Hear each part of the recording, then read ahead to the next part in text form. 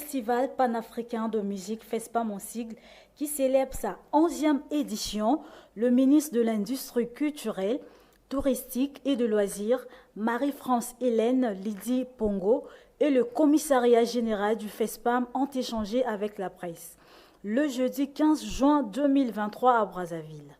Au centre de ces échanges figure la présentation de la feuille de route de cette 11e édition consacrée à la rumba. Mesdames, Messieurs les membres du commissariat général du FESPAM, Mesdames, Messieurs les artistes, les professionnels de la musique dans cette salle,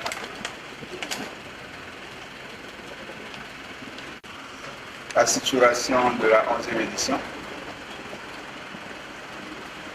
qui se tient au lendemain de l'inscription de la rumba sur la liste indicative du patrimoine culturel de l'humanité et sous le thème rumba congolaise en vol de la base identitaire vers les artistes du patrimoine de l'humanité. Nous offrira l'occasion de revisiter l'histoire de la rumba congolaise depuis sa création jusqu'à sa consécration mondiale. Et il sera décliné en 4 axes, à savoir les assises identitaires de la rumba congolaise,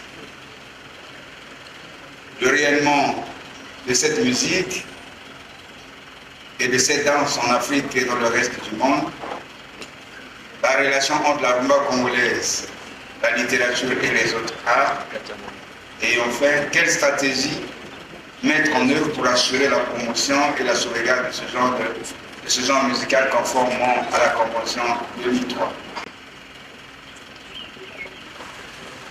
En ce qui concerne le contenu de l'édition, nous aurons des spectacles en plein air et en salle, un symposium sur le thème, bien entendu, un marché de la musique africaine, donc le MISAF, les expositions des instruments de musique traditionnelle, et une croisière musicale sur le fleuve Congo.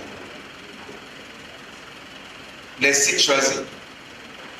Nous aurons le stade Alphonse Massamba-Deba pour la cérémonie d'ouverture et de clôture ainsi que les spectacles. L'esplanade Sénat TV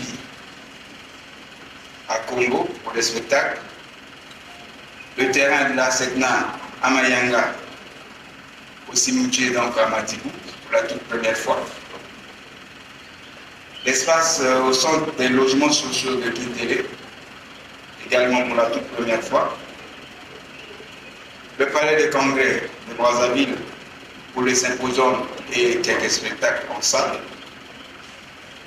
Le musée de l'histoire du Congo à Pila pour les expositions des instruments et le MUSAF. Il y a, sur instruction de Madame le ministre, un 7e site qui s'ouvrira, notamment à Botokoto. Appelant à une mobilisation de masse, le ministre de la Culture a sollicité un accueil chaleureux aux artistes d'ici ou d'ailleurs. Administrateur de la culture, chers artistes et chers amis de la culture, je vous remercie d'être là. Et encore merci pour en tout cas l'accompagnement que nous avons de vous et l'accompagnement que je veux également vous demander. Je compte sur vous pour conscientiser les jeunes et que nous, de notre côté, on est notre partition de sécuriser, de demander aux jeunes d'être beaucoup plus tolérants entre eux et pour qu'il y ait beaucoup plus de sécurité pour eux.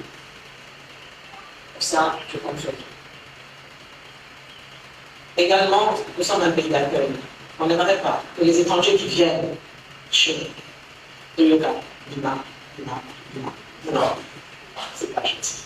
Ravis de revivre ce moment tant attendu, les artistes n'ont pas manqué de manifester leur enthousiasme.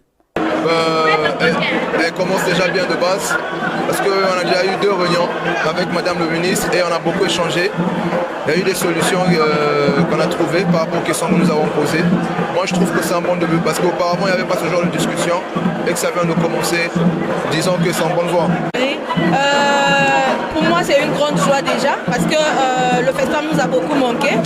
Et grâce au premier citoyen, donc le chef de l'État, grâce au Premier ministre, M. Anatole Collinet-Makosso, et à Madame le ministre, Madame Lydie Pongo, nous avons encore la 11e édition du Festival panafricain de musique. Et pour nous, c'est une grande joie de rester encore sur cette scène. Je crois que ce n'est pas pour la première fois, mais c'est pour peut-être la 3e ou 4e fois que je vais presser sur ce podium. Et pour moi, c'est une grande joie d'être là parce que nous avons voulu échanger avec Madame concernant la 11e édition, concernant les enjeux de la 11e édition. Et ça s'est très bien passé par la grâce du Seigneur et je suis tellement contente. Tout d'abord, je veux remercier le ministre de la Culture parce qu'elle est courageuse. La ministre, tout le cas de la culture, jamais va coûter un musicien boy. Koba yo kabango, il y a peu sa réponse. Donc ça veut dire que ce gars a courage, c'est que Azana la réponse est belle à copier sa biso. Et ce qui a les lotés qu'on continue. Et atteindre biso la mission. Mission en Guézani. Il y a que sécuriser l'environnement au biso tosali. Parce que tozo yamba bapaya o bagoyaka, il faut te rassurer bango la sécurité. Na bolingo, na musala atindi biso na musala ebele. Biso peut te décourager te puis ba. Par ailleurs, pour des questions de représentativité, certains musiciens émettent leurs souhaits pour permettre à tout le monde de s'exprimer sur scène. Je suis monsieur Marcondi David, alias Macdav.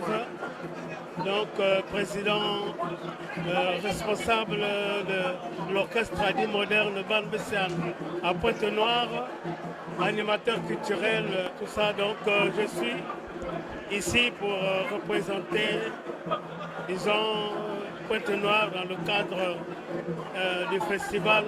Le souci de Pointe-Noire. Pointe-Noire n'est pas beaucoup représenté, surtout Pointe-Noire n'est pas beaucoup représenté. Parce que la plupart du quota des groupes qui participent au FESPAM, Brazzaville a plus le quota que Pointe-Noire. Ça aussi c'est un souci, nous avons remarqué. À la différence des précédentes éditions, le FESPAM 2023 fera l'objet d'une pluralité d'activités sur les différents sites retenus, à l'exemple de Madibou et Kintélé, qui pour la première fois abriteront également les festivités prévues le 15 au 22 juillet 2023 à Brazzaville. Bantou News Live TV, votre voix jusqu'au bout du monde. Mongongo Yabana Mboka.